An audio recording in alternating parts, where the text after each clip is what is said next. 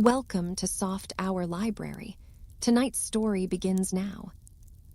Close your eyes and rest. Chapter 5, Mrs. Renaud's Story. We found M. Hortet awaiting us in the hall, and we all proceeded upstairs together, Francis marching ahead to show us the way. Poirot went up in a zigzag fashion which puzzled me until he whispered with a grimace. No wonder the servants heard M. Renaud mounting the stairs, not a board of them, but creaks fit to wake the dead.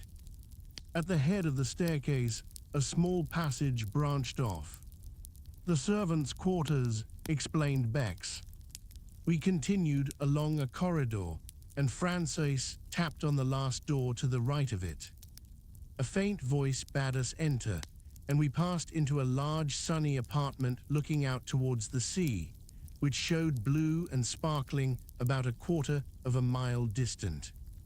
On a couch propped up with cushions and attended by Dr. Durand lay a tall, striking-looking woman. She was middle-aged, and her once dark hair was now almost entirely silvered, but the intense vitality and strength of her personality would have made itself felt anywhere. You knew at once that you were in the presence of what the French call une maîtresse femme. She greeted us with a dignified inclination of the head. "Pray be seated, messieurs." We took chairs, and the magistrate's clerk established himself at a round table. "I hope, madame," began M. Hortet, "that it will not distress you unduly to relate to us what occurred last night." "Not at all, monsieur. I know the value of time if these scoundrelly assassins are to be caught and punished." "Very well, madame. It will fatigue you less, I think, if I ask you questions and you confine yourself to answering them. At what time did you go to bed last night?" "At 9:30, monsieur. I was tired." "And your husband?" "About an hour later, I fancy." "Did he seem disturbed, upset in any way?" "No, not more than usual." "What happened then?" "We slept. I was awakened by a hand being pressed over my mouth. I tried to scream out, but the hand prevented me.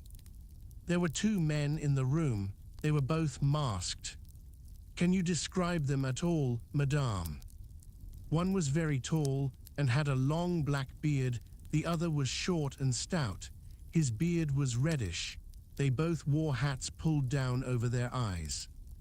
"H.M.," said the magistrate thoughtfully, "too much beard, I fear." "You mean they were false?" "Yes, madame, but continue your story." "It was the short man who was holding me. He forced a gag into my mouth and then bound me with rope hand and foot. The other man was standing over my husband. He had caught up my little dagger paper knife from the dressing table and was holding it with the point just over his heart. When the short man had finished with me, he joined the other, and they forced my husband to get up and accompany them into the dressing room next door. I was nearly fainting with terror. Nevertheless, I listened desperately.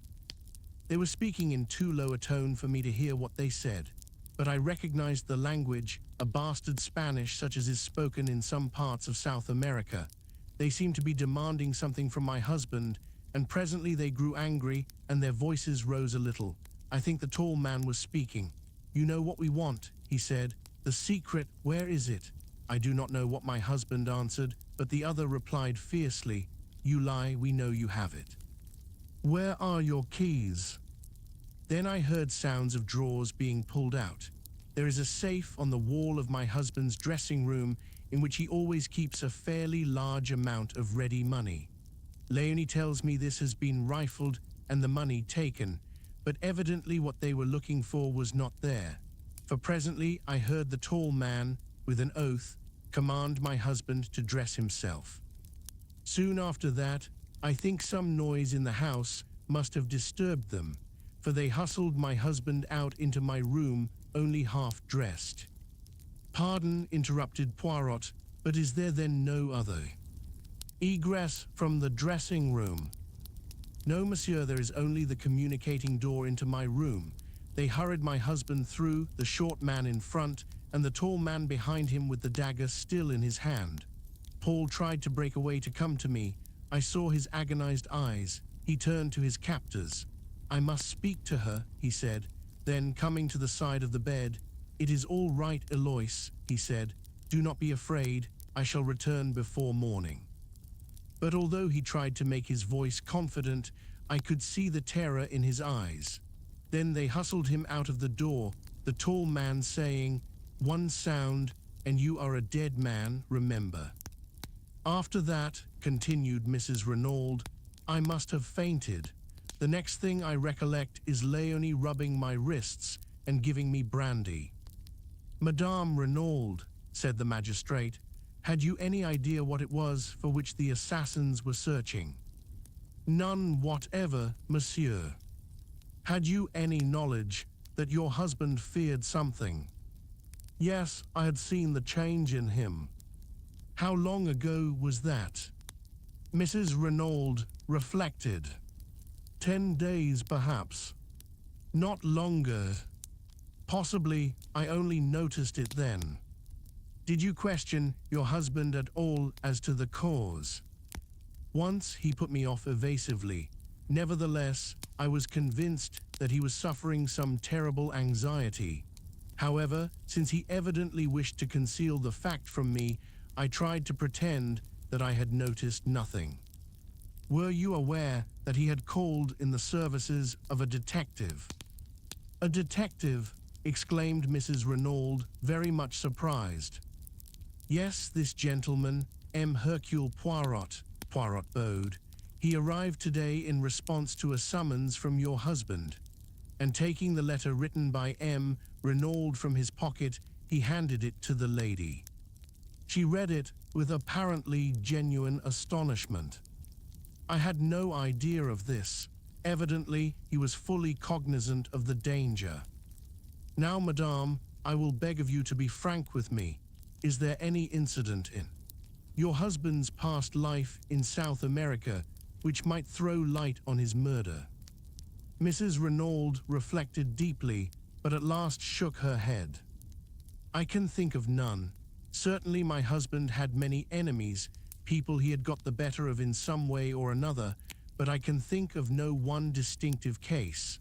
I do not say there is no such incident, only that I am not aware of it." The examining magistrate stroked his beard disconsolately. "And you can fix the time of this outrage?" "Yes, I distinctly remember hearing the clock on the mantelpiece strike 2.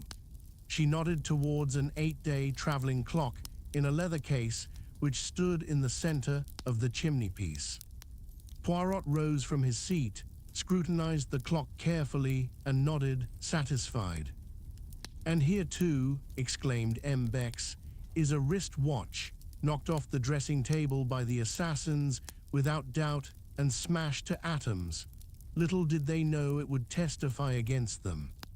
Gently he picked away the fragments of broken glass. Suddenly, his face changed to one of utter stupefaction. "Mon Dieu," he ejaculated. "What is it?" "The hands of the watch point to 7 o'clock. "What?" cried the examining magistrate, astonished. But Poirot, deft as ever, took the broken trinket from the startled commissary and held it to his ear. Then he smiled. "The glass is broken, yes, but the watch itself is still going." The explanation of the mystery was greeted with a relieved smile, but the magistrate bethought him of another point. "But surely it is not 7 o'clock now." "No," said Poirot gently, "it is a few minutes after 5. Possibly the watch gains. Is that so, madame?" Mrs. Renaud was frowning perplexedly. "It does gain," she admitted, "but I've never known it to gain quite so much as that." With a gesture of impatience, the magistrate left the matter of the watch and proceeded with his interrogatory. "Madame, the front door was found ajar. It seems almost certain that the murderers entered that way, yet it has not been forced at all. Can you suggest any explanation?" Possibly my husband went out for a stroll the last thing and forgot to latch it when he came in. Is that a likely thing to happen? Very. My husband was the most absent-minded of men. There was a slight frown on her brow as she spoke, as though this trait in the dead man's character had at times vexed her. There is one inference I think we might draw, remarked the commissary suddenly. Since the men insisted on M. Renaud dressing himself, it looks as though the place they were taking him to, the place where the secret was concealed, lay some distance away. The magistrate nodded. Yes, far, and yet not too far, since he spoke of being back by morning. What times does the last train leave the station of Merlinville? Asked Poirot. 11:50 one way and 12:17 the other, but it is more probable that they had a motor waiting. Of course, agreed Poirot, looking somewhat crestfallen. Indeed, that might be one way of tracing them, continued the magistrate, brightening. A motor containing two foreigners is quite likely to have been noticed. That is an excellent point, M. Bex. He smiled to himself, and then, becoming grave once more, he said to Mrs. Renaud, "There is another question. Do you know anyone of the name of Duveen?" Duveen, Mrs. Renaud repeated thoughtfully. No, for the moment, I cannot say I do. You have never heard your husband mention anyone of that name? Never. Do you know anyone whose Christian name is Bella? He watched Mrs. Renaud narrowly as he spoke, seeking to surprise any signs of anger or consciousness, but she merely shook her head in quite a natural manner. He continued his questions. Are you aware that your husband had a visitor last night? Now he saw the red mount slightly in her cheeks, but she replied composedly. No, who was that? A lady. Indeed. But, for the moment, the magistrate was content to say no more. It seemed unlikely that Madame d'Aubreuil had any connection with the crime, and he was anxious not to upset Mrs. Renaud more than necessary. He made a sign to the commissary, and the latter replied with a nod. Then, rising, he went across the room and returned with the glass jar we had seen in the outhouse in his hand. From this, he took the dagger. Madame, he said gently, do you recognize this? She gave a little cry. Yes, that is my little dagger. Then she saw the stained point, and she drew back, her eyes widening with horror. Is that blood? Yes, madame, your husband was killed with this weapon. He removed it hastily from sight. You are quite sure about its being the one that was on your dressing table last night? Oh yes, it was a present from my son. He was in the Air Force during the war. He gave his age as older than it was. There was a touch of the proud mother in her voice. This was made from a streamlined aeroplane wire and was given to me by my son as a souvenir of the war. I see, madame. That brings us to another matter. Your son, where is he now? It is necessary that he should be telegraphed to without delay. Jack, he is on his way to Buenos Aires. What? Yes, my husband telegraphed to him yesterday. He had sent him on business to Paris, but yesterday he discovered that it would be necessary for him to proceed without delay to South America. There was a boat leaving Cherbourg for Buenos Aires last night, and he wired him to catch it. Have you any knowledge of what the business in Buenos Aires was? No, monsieur, I know nothing of its nature, but Buenos Aires is not my son's final destination. He was going overland from there to Santiago. And in unison, the magistrate and the commissary exclaimed, Santiago, again Santiago. It was at this moment, when we were all stunned by the mention of that word, that Poirot approached Mrs. Renaud. He had been standing by the window like a man lost in a dream, and I doubt if he had fully taken in what had passed. He paused by the lady's side with a bow. "Pardon, madame, but may I examine your wrists?" Though slightly surprised at the request, Mrs. Renaud held them out to him. Round each of them was a cruel red mark where the cords had bitten into the flesh. As he examined them, I fancied that a momentary flicker of excitement I had seen in his eyes disappeared. "They must cause you great pain," he said, and once more he looked puzzled. But the magistrate was speaking excitedly. "Young M. Renaud must be communicated with at once by wireless. It is vital that we should know anything he can tell us about this trip to Santiago." He hesitated. "I hoped he might have been near at hand, so that we could have saved you pain, madame." He paused. "You mean," she said in a low voice, "the identification of my husband's body?" The magistrate bowed his head. "I am a strong woman, monsieur. I can bear all that is required of me. I am ready now." "Oh, tomorrow will be quite soon enough, I assure you." "I prefer to get it over," she said in a low tone, a spasm of pain crossing her face. "If you will be so good as to give me your arm, doctor." The doctor hastened forward, a cloak was thrown over Mrs. Renaud's shoulders, and a slow procession went down the stairs. M. Bex hurried on ahead to open the door of the shed. In a minute or two, Mrs. Renaud appeared in the doorway. She was very pale, but resolute. Behind her, M. Hortet was clacking commiserations and apologies like an animated hen. She raised her hand to her face. "A moment, messieurs, while I steel myself." She took her hand away and looked down at the dead man. Then the marvelous self-control which had upheld her so far deserted her.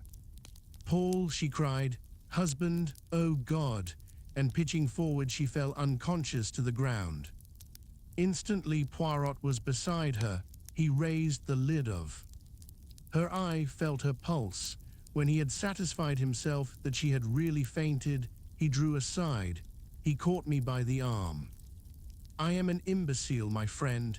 If ever there was love and grief in a woman's voice, I heard it then. My little idea was all wrong. Bien, I must start again." Chapter 6. The Scene of the Crime. Between them, the doctor and M. Hortet carried the unconscious woman into the house. The commissary looked after them, shaking his head. "Pauvre femme," he murmured to himself. "The shock was too much for her. Well, we can do nothing. Now, M. Poirot, shall we visit the place where the crime was committed?" "If you please, M. Bex." We passed through the house and out by the front door. Poirot had looked up at the staircase in passing and shook his head in a dissatisfied manner. "It is to me incredible that the servants heard nothing. The creaking of that staircase, with 3 people descending it, would awaken the dead. It was the middle of the night, remember, they were sound asleep by then." But Poirot continued to shake his head as though not fully accepting the explanation. On the sweep of the drive, he paused, looking up at the house. What moved them in the first place to try if the front door were open? It was a most unlikely thing that it should be. It was far more probable that they should at once try to force a window. "But all the windows on the ground floor are barred with iron shutters," objected the commissary. Poirot pointed to a window on the first floor. "That is the window of the bedroom we have just come from, is it not? And see, there is a tree by which it would be the easiest thing in the world to mount." "Possibly," admitted the other, "but they could not have done so without leaving footprints in the flower bed." I saw the justice of his words. There were 2 large oval flower beds planted with scarlet geraniums, one each side of the steps leading up to the front door. The tree in question had its roots actually at the back of the bed itself, and it would have been impossible to reach it without stepping on the bed. "You see," continued the commissary, "owing to the dry weather no prints would show on the drive or paths, but on the soft mold of the flower bed it would have been a very different affair. Poirot went close to the bed and studied it attentively. As Bex had said, the mold was perfectly smooth. There was not an indentation on it anywhere. Poirot nodded, as though convinced, and we turned away, but he suddenly darted off and began examining the other flower bed. Bex, he called, see here are plenty of traces for you. The commissary joined him and smiled. My dear Poirot, those are without doubt the footprints of the gardener's large hobnailed boots. In any case, it would have no importance, since this side we have no tree, and consequently no means of gaining access to the upper story. True, said Poirot, evidently crestfallen. So you think these footprints are of no importance? Not the least in the world. Then, to my utter astonishment, Poirot pronounced these words. I do not agree with you. I have a little idea that these footprints are the most important things we have seen yet. Beck said nothing, merely shrugged his shoulders. He was far too courteous to utter his real opinion. Shall we proceed? He asked instead. Certainly, I can investigate this matter of the footprints later, said Poirot cheerfully. Instead of following the drive down to the gate, Bex turned up a path that branched off at right angles. It led, up a slight incline, round to the right of the house, and was bordered on either side by a kind of shrubbery. Suddenly it emerged into a little clearing from which one obtained a view of the sea. A seat had been placed here, and not far from it was a rather ramshackle shed. A few steps further on, a neat line of small bushes marked the boundary of the villa grounds. Bex pushed his way through these, and we found ourselves on a wide stretch of open downs. I looked round and saw something that filled me with astonishment. Why, this is a golf course, I cried. Bex nodded. The limits are not completed yet, he explained. It is hoped to be able to open them sometime next month. It was some of the men working on them who discovered the body early this morning. I gave a gasp. A little to my left, where for the moment I had overlooked it, was a long narrow pit, and by it, face downwards, was the body of a man. For a moment, my heart gave a terrible leap, and I had a wild fancy that the tragedy had been duplicated. But the commissary dispelled my illusion by moving forward with a sharp exclamation of annoyance. What have my police been about? They had strict orders to allow no one near the place without proper credentials. The man on the ground turned his head over his shoulder. But I have proper credentials, he remarked, and rose slowly to his feet. My dear Gerard, cried the commissary, I had no idea that you had arrived, even. The examining magistrate has been awaiting you with the utmost impatience. As he spoke, I was scanning the newcomer with the keenest curiosity. The famous detective from the Paris Sûreté was familiar to me by name, and I was extremely interested to see him in the flesh. He was very tall, perhaps about 30 years of age, with auburn hair and moustache, and a military carriage. There was a trace of arrogance in his manner, which showed that he was fully alive to his own importance. Bex introduced us, presenting Poirot as a colleague. A flicker of interest came into the detective's eye. I know you by name, Poirot, he said. You cut quite a figure in the old days, didn't you? But methods are very different now. Crimes, though, are very much the same, remarked Poirot gently. I saw at once that Gerard was prepared to be hostile. He resented the other being associated with him, and I felt that if he came across any clue of importance, he would be more than likely to keep it to himself. The examining magistrate, began Bex again, but Gerard interrupted him rudely. A fig for the examining magistrate. The light is the important thing. For all practical purposes, it will be gone in another half hour or so. I know all about the case, and the people at the house will do very well until tomorrow, but if we're going to find a clue to the murderers, here is the spot we shall find it. Is it your police who have been trampling all over the place? I thought they knew better nowadays. Assuredly they do. The marks you complain of were made by the workmen who discovered the body. The other grunted disgustedly. I can see the tracks where the three of them came through the hedge, but they were cunning. You can just recognize the center footmarks as those of M. Renaud, but those on either side have been carefully obliterated. Not that there would really be much to see anyway on this hard ground, but they weren't taking any chances. The external sign, said Poirot. That is what you seek, eh? The other detective stared. Of course. A very faint smile came to Poirot's lips. He seemed about to speak, but checked himself. He bent down to where a spade was lying. That's what the grave was dug with, right enough, said Giraud, but you'll get nothing from it. It was Renaud's own spade, and the man who used it wore gloves. Here they are. He gesticulated with his foot to where two soiled earth-stained gloves were lying, and they're Renaud's too, or at least his gardener-s. I tell you, the men who planned out this crime were taking no chances. The man was stabbed with his own dagger and would have been buried with his own spade. They counted on leaving no traces. But I'll beat them. There's always something, and I mean to find it. But Poirot was now apparently interested in something else. Short, discolored piece of lead piping which lay beside the spade. He touched it delicately with his finger. And does this, too, belong to the murdered man? He asked, and I thought I detected a subtle flavor of irony in the question. Giraud shrugged his shoulders to indicate that he neither knew nor cared. May have been lying around here for weeks. Anyway, it doesn't interest me. I, on the contrary, find it very interesting, said Poirot sweetly.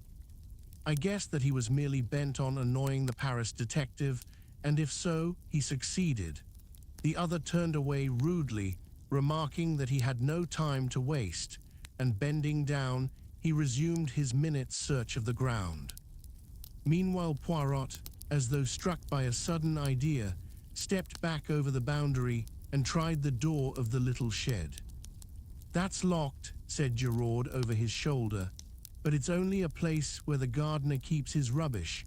The spade didn't come from there, but from the tool shed up by the house. Marvelous, murmured M. Bex to me ecstatically.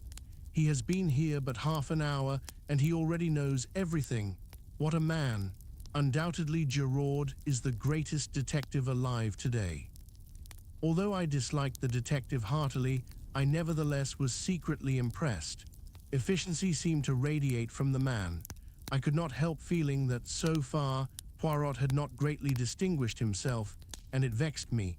He seemed to be directing his attention to all sorts of silly, puerile points that had nothing to do with the case. Indeed, at this juncture, he suddenly asked, M. Bex, tell me, I pray you, the meaning of this whitewashed line that extends all round the grave. Is it a device of the police? No, M. Poirot, it is an affair of the golf course. It shows that there is here to be a bunker, as you call it. A bunker, Poirot turned to me. That is the irregular hole filled with sand and a bank at one side, is it not? I concurred. You do not play the golf, M. Poirot, inquired Bex. I never, what a game. He became excited. Figure to yourself, each hole it is of a different length. The obstacles, they are not arranged mathematically. Even the greens are frequently up one side. There is only one pleasing thing, the how do you call them?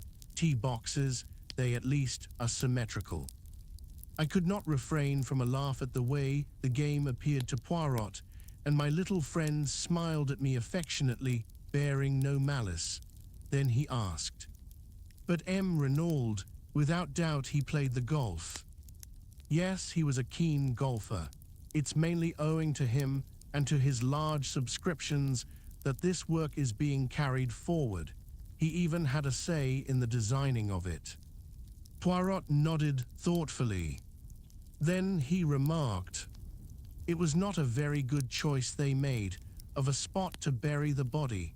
When the men began to dig up the ground, all would have been discovered. Exactly, cried Gerard triumphantly, and that proves that they were strangers to the place. It's an excellent piece of indirect evidence. Yes, said Poirot doubtfully, no one who knew would bury a body there unless they wanted it to be discovered, and that is clearly absurd, is it not? Gerard did not even trouble to reply. Yes, said Poirot in a somewhat dissatisfied voice. Yes, undoubtedly absurd. Chapter 7. The Mysterious Madame d'Aubreuil. As we retraced our steps to the house, M. Bex excused himself for leaving us, explaining that he must immediately acquaint the examining magistrate with the fact of Gerard's arrival. Gerard himself had been obviously delighted when Poirot declared that he had seen all he wanted. The last thing we observed as we left the spot was Gerard crawling about on all fours with a thoroughness in his search that I could not but admire. Poirot guessed my thoughts, for as soon as we were alone, he remarked ironically, "At last you have seen the detective you admire, the human foxhound. Is it not so, my friend?" "At any rate, he's doing something," I said with asperity. "If there's anything to find, he'll find it. Now you." "Bien, I also have found something, a piece of lead piping." "Nonsense, Poirot. You know very well that's got nothing to do with it. I meant little things, traces that may lead us infallibly to the murderers. Mon ami, a clue of 2 feet long is every bit as valuable as one measuring 2 millimeters, but it is the romantic idea that all important clues must be infinitesimal. As to the piece of lead piping having nothing to do with the crime, you say that because Gerard told you so. No, as I was about to interpose a question, we will say no more. Leave Gerard to his search and me to my ideas. The case seems straightforward enough, and yet, mon ami, I am not satisfied. And do you know why? Because of the wrist watch that is 2 hours fast. And then there are several curious little points that do not seem to fit in. For instance, if the object of the murderers was revenge, why did they not stab Renaud in his sleep and have done with it? They wanted the secret, I reminded him. Poirot brushed a speck of dust from his sleeve with a dissatisfied air. Well, where is this secret? Presumably some distance away, since they wish him to dress himself. Yet he is found murdered close at hand, almost within earshot of the house. Then again, it is pure chance that a weapon such as the dagger should be lying about casually, ready to hand. He paused frowning, and then went on. Why did the servants hear nothing? Were they drugged? Was there an accomplice, and did that accomplice see to it that the front door should remain open? I wonder if... He stopped abruptly. We had reached the drive in front of the house. Suddenly he turned to me. My friend, I am about to surprise you, to please you. I have taken your reproaches to heart. We will examine some footprints. Where's? In that right-hand bed. Yonder M. Beck says that they are the footmarks of the gardener. Let us see if that is so. See, he approaches with his wheelbarrow. Indeed, an elderly man was just crossing the drive with a barrow full of seedlings. Poirot called to him, and he set down the barrow and came hobbling towards us. You are going to ask him for one of his boots to compare with the footmarks? I asked breathlessly. My faith in Poirot revived a little. Since he said the footprints in this right-hand bed were important, presumably they were. Exactly, said Poirot. But won't he think it very odd? He will not think about it at all. We could say no more, for the old man had joined us. You want me for something, monsieur? Yes, you have been gardener here a long time, haven't you? 24 years, monsieur. And your name is? Auguste, monsieur. I was admiring these magnificent geraniums. They are truly superb. They have been planted long. Some time, monsieur, but of course, to keep the beds looking smart, One must keep bedding out a few new plants and remove those that are over, besides keeping the old blooms well picked off. You put in some new plants yesterday, didn't you? Those in the middle there, and in the other bed also. Monsieur has a sharp eye. It takes always a day or so for them to pick up. Yes, I put 10 new plants in each bed last night. As Monsieur doubtless knows, one should not put in plants when the sun is hot. Auguste was charmed with Poirot's interest and was quite inclined to be garrulous. "That is a splendid specimen there," said Poirot, pointing. "Might I perhaps have a cutting of it?" "But certainly, monsieur." The old fellow stepped into the bed and carefully took a slip from the plant Poirot had admired. Poirot was profuse in his thanks, and Auguste departed to his barrow. "You see," said Poirot with a smile, as he bent over the bed to examine the indentation of the gardener's hobnailed boot. "It is quite simple. I did not realize that the foot would be inside the boot. You do not use your excellent mental capacities sufficiently. Well, what of the footmark?" I examined the bed carefully. "All the footmarks in the bed were made by the same boot," I said at length after a careful study. "You think so? Eh bien, I agree with you," said Poirot. He seemed quite uninterested, and as though he were thinking of something else. "At any rate," I remarked, "you will have one bee less in your bonnet now." "Mon Dieu, but what an idiom! What does it mean?" "What I meant was that now you will give up your interest in these footmarks." But to my surprise, Poirot shook his head. "No, no, mon ami. At last I am on the right track. I am still in the dark, but as I hinted just now to M. Bex, these footmarks are the most important and interesting things in the case. That poor Giraud, I should not be surprised if he took no notice of them whatever." At that moment, the front door opened, and M. Hortet and the commissary came down the steps. "Ah, M. Poirot, we were coming to look for you," said the magistrate. "It is getting late, but I wish to pay a visit to Madame d'Aubreuil. Without doubt, she will be very much upset by M. Renaud's death, and we may be fortunate enough to get a clue from her. The secret that he did not confide to his wife, it is possible that he may have told it to the woman whose love held him enslaved. We know where our Samsons are weak, don't we?" I admired the picturesqueness of M. Hortet's language. I suspected that the examining magistrate was by now thoroughly enjoying his part in the mysterious drama.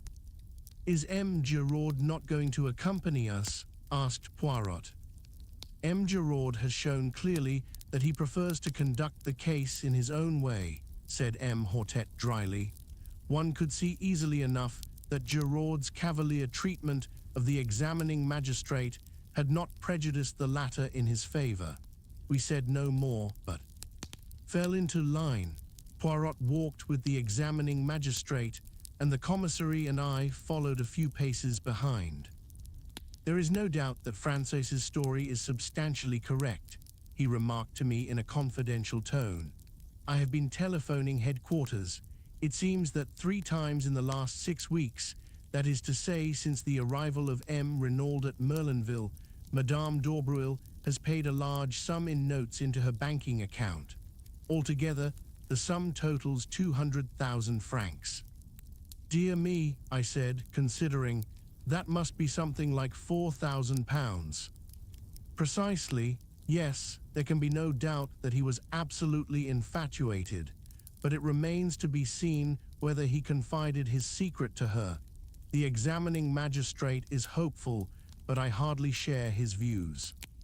During this conversation, we were walking down the lane towards the fork in the road where our car had halted earlier in the afternoon, and in another moment I realized that the Villa Marguerite, the home of the mysterious Madame d'Aubreuil, was the small house from which the beautiful girl had emerged.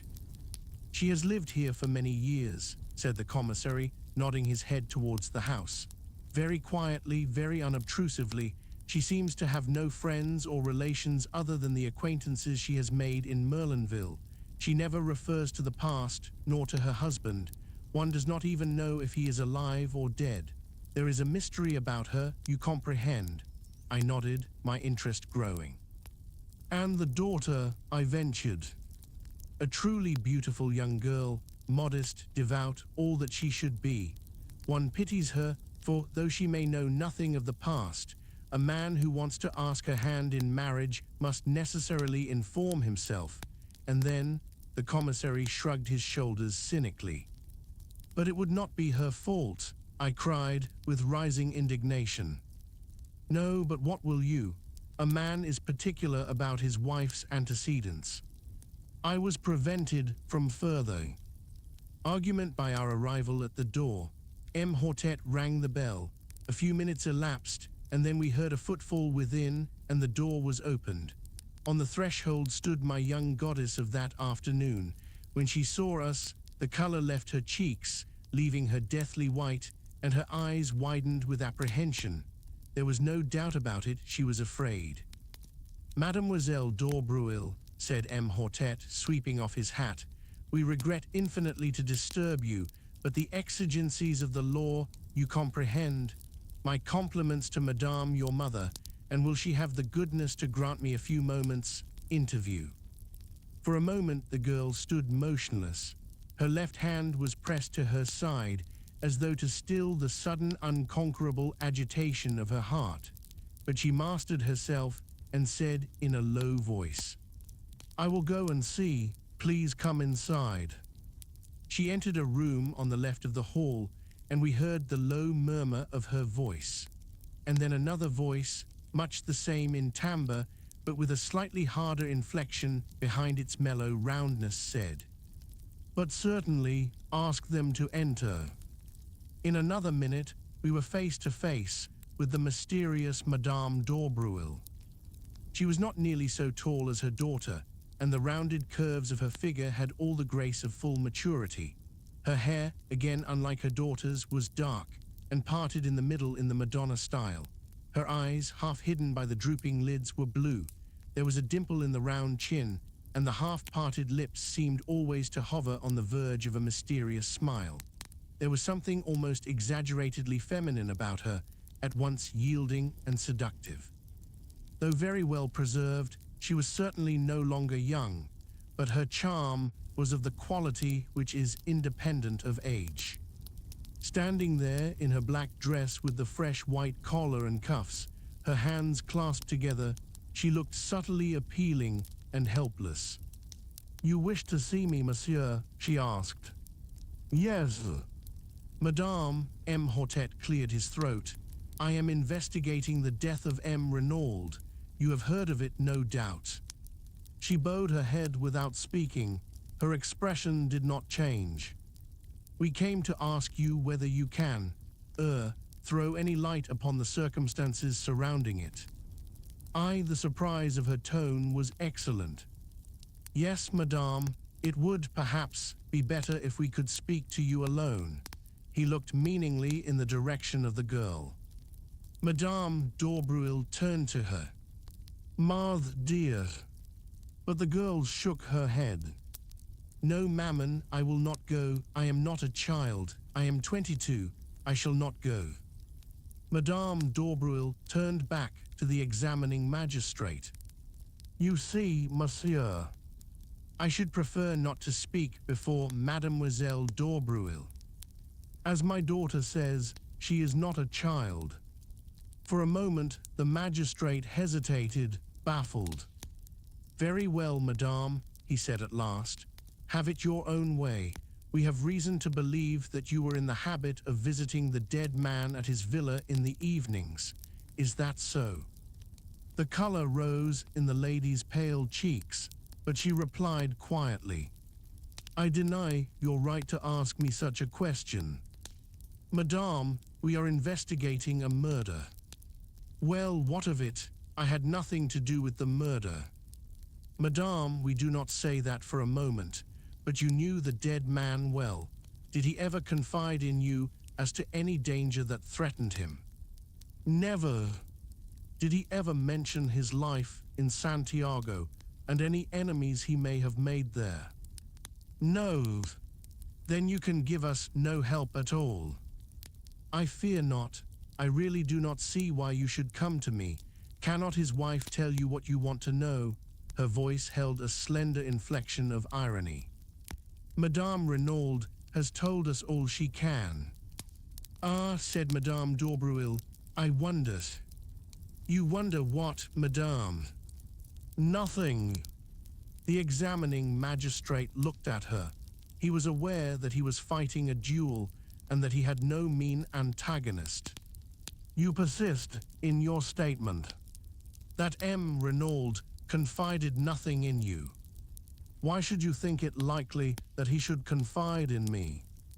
Because, Madame, said M. Hortet, with calculated brutality, a man tells to his mistress what he does not always tell to his wife. Ah, she sprang forward, her eyes flashed fire. Monsieur, you insult me, and before my daughter, I can tell you nothing. Have the goodness to leave my house. The honors undoubtedly rested with the lady. We left the Villa Marguerite like a shamefaced pack of schoolboys. The magistrate muttered angry ejaculations to himself. Poirot seemed lost in thought. Suddenly he came out of his reverie with a start and inquired of M. Hortet if there was a good hotel near at hand. There is a small place, the Hotel des Bains, on this side of town, a few 100 yards down the road. It will be handy for your investigations. We shall see you in the morning then, I presume. Yes, I thank you, M. Hortet. With mutual civilities, we parted company, Poirot and I going towards Merlinville, and the others returning to the Villa Genevieve. The French police system is very marvelous, said Poirot, looking after them. The information they possess about everyone's life, down to the most commonplace detail, is extraordinary. Though he has only been here a little over 6 weeks, they are perfectly well acquainted with M. Renaud's tastes and pursuits, and at a moment's notice, they can produce information as to Madame d'Aubreuil's banking account and the sums that have lately been paid in. Undoubtedly, the dossier is a great institution. But what is that? He turned sharply. A figure was running hatless down the road after us. It was Marthe d'Aubreuil. I beg your pardon, she cried breathlessly as she reached us. I should not do this, I know. You must not tell my mother. But is it true what the people say, that M. Renaud called in a detective before he died, and that you are he? Yes, mademoiselle, said Poirot. Gently, it is quite true, but how did you learn it? Francois told our Amélie, explained Marthe with a blush. Poirot made a grimace. The secrecy, it is impossible in an affair of this kind, not that it matters. Well, mademoiselle, what is it you want to know? The girl hesitated. She seemed longing, yet fearing to speak. At last, almost in a whisper, she asked, Is anyone suspected? Poirot eyed her keenly. Then he replied evasively, Suspicion is in the air at present, mademoiselle. Yes, I know, but anyone in particular? Why do you want to know? The girl seemed frightened by the question.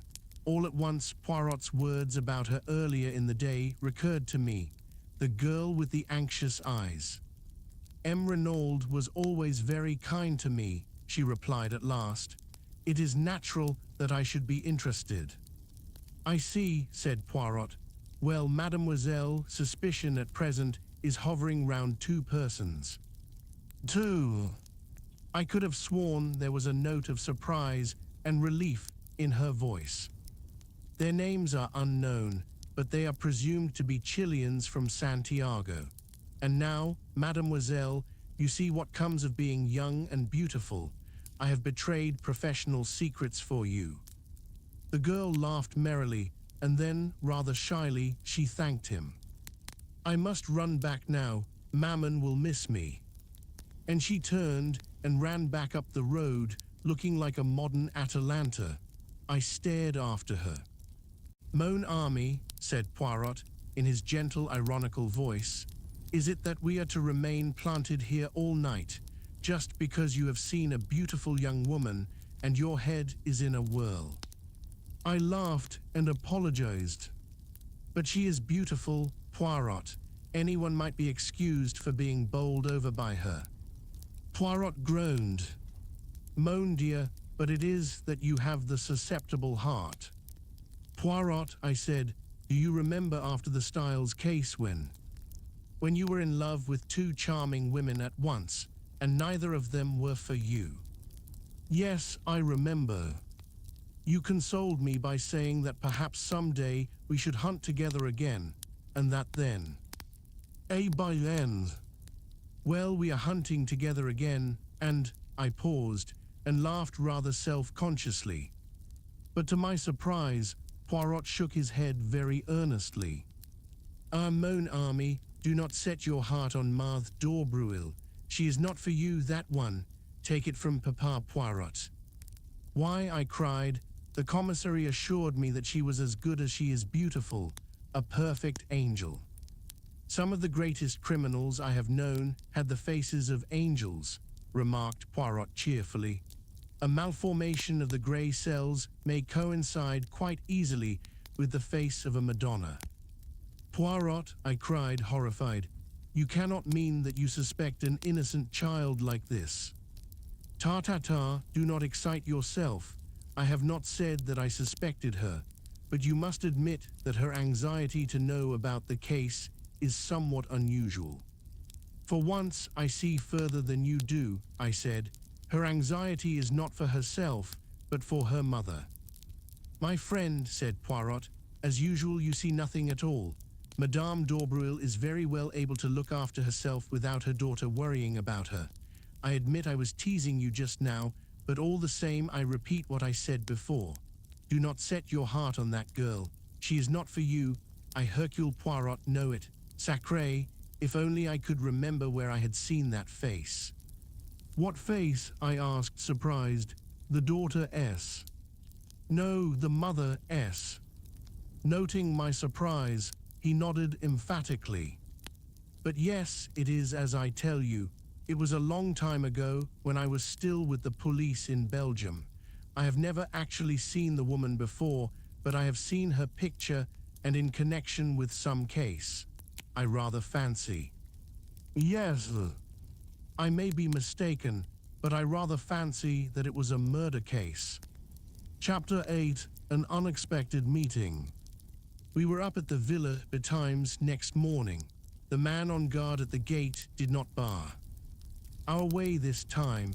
Instead, he respectfully saluted us, and we passed on to the house. The maid Leonie was just coming down the stairs and seemed not averse to the prospect of a little conversation. Poirot inquired after the health of Mrs. Renaud. Leonie shook her head. She is terribly upset, la pauvre dame. She will eat nothing but nothing, and she is as pale as a ghost. It is heartrending to see her. Par example, it is not I who would grieve like that for a man who had deceived me with another woman. Poirot nodded sympathetically. What you say is very just, but what will you? The heart of a woman who loves will forgive many blows. Still, undoubtedly, there must have been many scenes of recrimination between them in the last few months. Again, Leonie shook her head. Never, monsieur, never have I heard Madame utter a word of protest, of reproach even. She had the temper and disposition of an angel, quite different to monsieur. Monsieur Renaud had not the temper of an angel. Far from it. When he enraged himself, the whole house knew of it. The day that he quarrelled with M. Jacques Marfoy, they might have been heard in the marketplace, they shouted so loud. Indeed, said Poirot, and when did this quarrel take place? Oh, it was just before M. Jacques went to Paris. Almost he missed his train. He came out of the library and caught up his bag which he had left in the hall. The automobile, it was being repaired, and he had to run for the station. I was dusting the salon, and I saw him pass, and his face was white, white with 2 burning spots of red. Ah, but he was angry. Leonie was enjoying her narrative thoroughly. And the dispute, what was it about? Ah, that I do not know, confessed Leonie. It is true that they shouted, but their voices were so loud and high, and they spoke so fast, that only one well acquainted with English could have comprehended. But monsieur, he was like a thundercloud all day. Impossible to please him. The sound of a door shutting upstairs cut short Leonie's loquacity. And Francis, who awaits me, she exclaimed, awakening to a tardy remembrance of her duties. That old one she always scolds. One moment, mademoiselle, the examining magistrate, where is he? They have gone out to look at the automobile in the garage. Monsieur the commissary had some idea that it might have been used on the night of the murder. Quelle idée, murmured Poirot, as the girl disappeared. You will go out and join them. No, I shall await their return in the salon. It is cool there on this hot morning. This placid way of taking things did not quite commend itself to me. If you don't mind, I said, and hesitated. Not in the least. You wish to investigate on your own account, eh? Well, I'd rather like to have a look at Gerard, if he's anywhere about, and see what he's up to.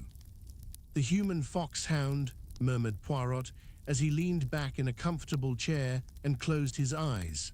By all means, my friend, au revoir. I strolled out of the front door. It was certainly hot. I turned up the path we had taken the day before. I had a mind to study the scene of the crime myself. I did not go directly to the spot, however, but turned aside into the bushes so as to come out on the links some 100 yards or so further to the right. If Gerard was still on the spot, I wanted to observe his methods before he knew of my presence. But the shrubbery here was much denser, and I had quite a struggle to force my way through. When I emerged at last on the course, it was quite unexpectedly and with such vigor that I cannoned heavily into a young lady who had been standing with her back to the plantation. She not unnaturally gave a suppressed shriek, but I too uttered an exclamation of surprise, for it was my friend of the train, Cinderella. The surprise was mutual. You, we both exclaimed simultaneously. The young lady recovered herself.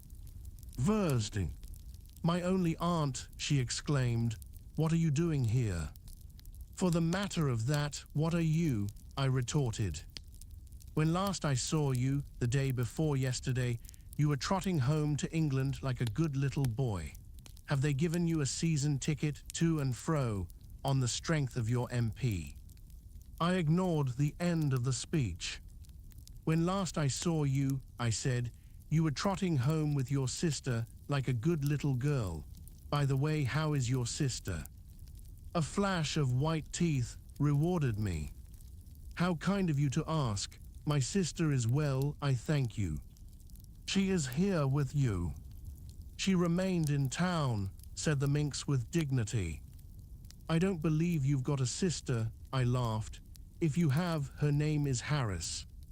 Do you remember mine? She asked with a smile. Cinderella, but you're going to tell me the real one now, aren't you? She shook her head with a wicked look. Not even why you're here. Oh, that, I suppose you've heard of members of my profession resting at expensive French watering places. Dirt cheap if you know where to go. I eyed her keenly. Still, you'd no intention of coming here when I met you 2 days ago. We all have our disappointments, said Miss Cinderella sententiously. There now, I've told you quite as much as is good for you. Little boys should not be inquisitive. You've not yet told me what you're doing here. Got the MP in tow, I suppose, doing the gay boy on the beach. I shook my head. Guess again. You remember my telling you that my great friend was a detective? Yes. And perhaps you've heard about this crime at the Villa Genevieve. She stared at me, her breast heaved, and her eyes grew wide and round. "You don't mean that you're in on that?" I nodded. There was no doubt that I had scored heavily. Her emotion, as she regarded me, was only too evident. For some few seconds, she remained silent, staring at me. Then she nodded her head emphatically. "Well, if that doesn't beat the band, tote me round. I want to see all the horrors." "What do you mean?" "What I say, bless the boy. Didn't I tell you I doted on crimes? Or do you think I'm imperiling my ankles for in high-heeled shoes over this stubble? I've been nosing round for hours. Tried the front way in, but that old stick-in-the-mud of a French gendarme wasn't taking any. I guess Helen of Troy and Cleopatra and Mary, Queen of Scots, rolled in one wouldn't cut ice with him.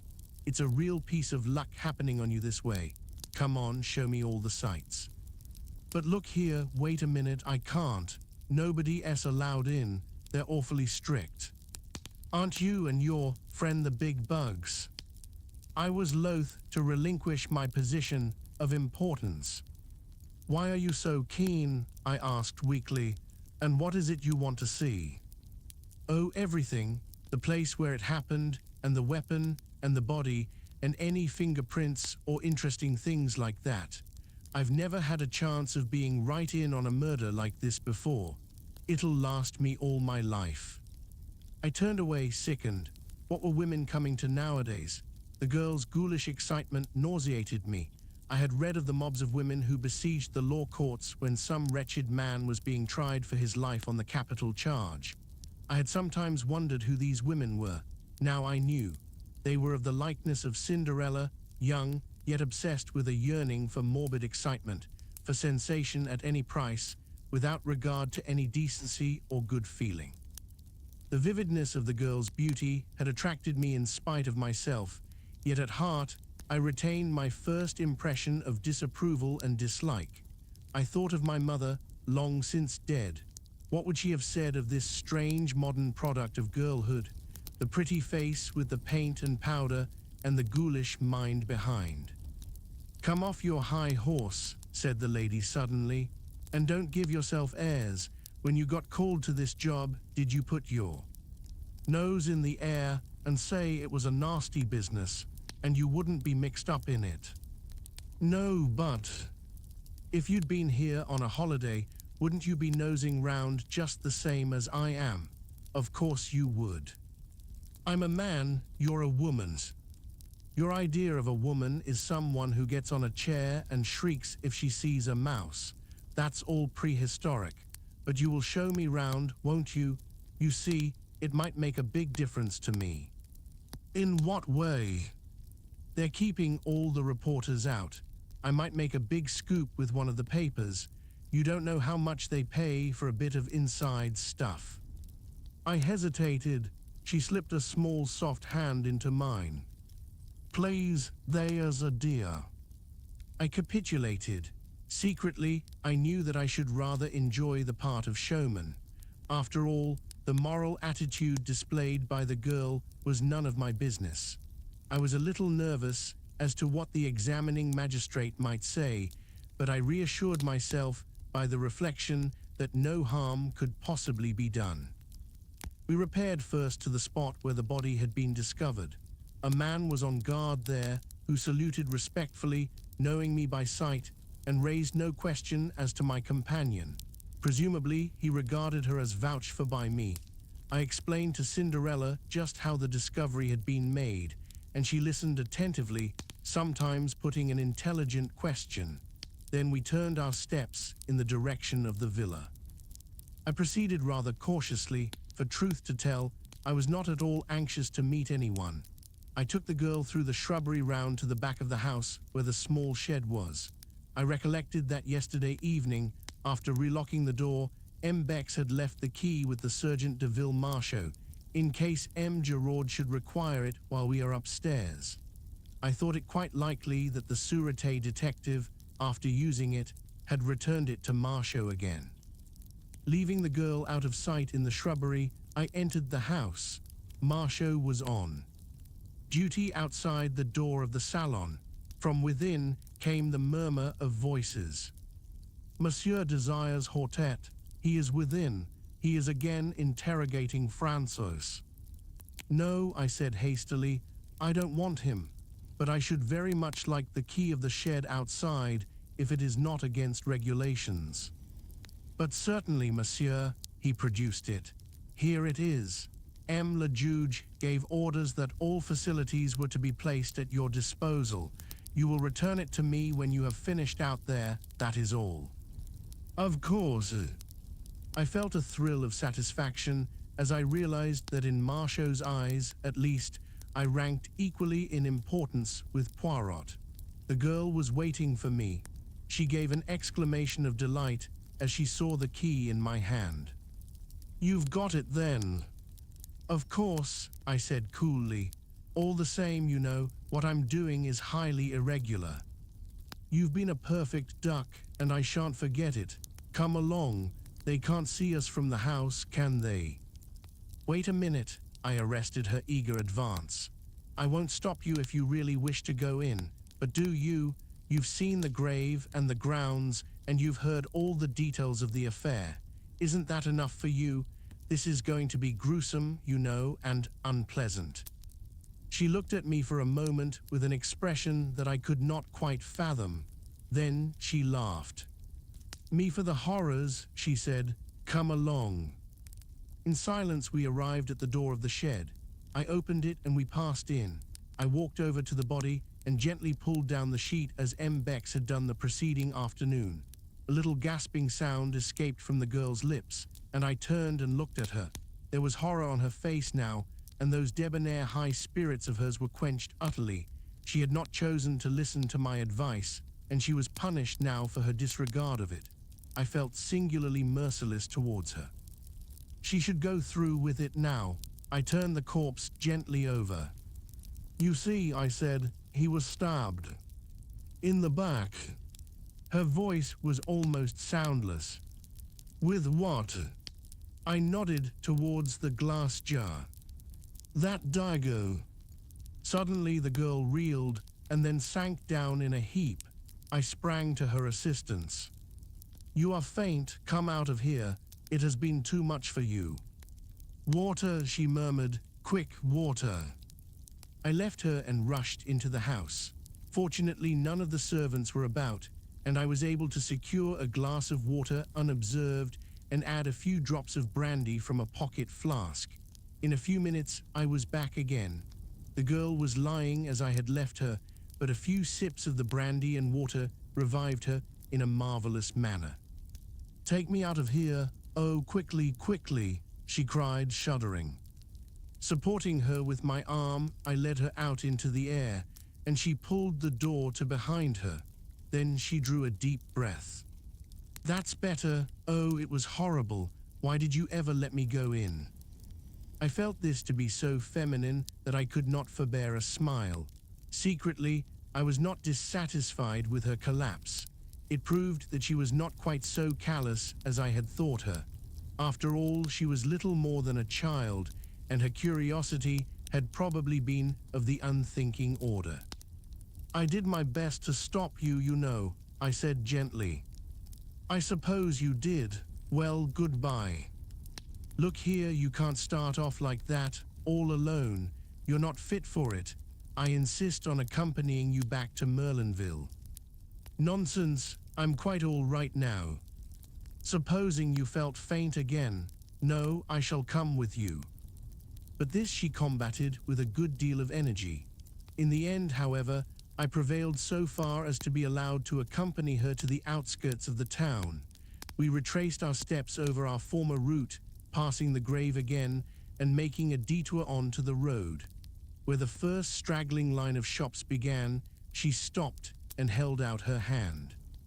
Goodbye, and thank you ever so much for coming with me.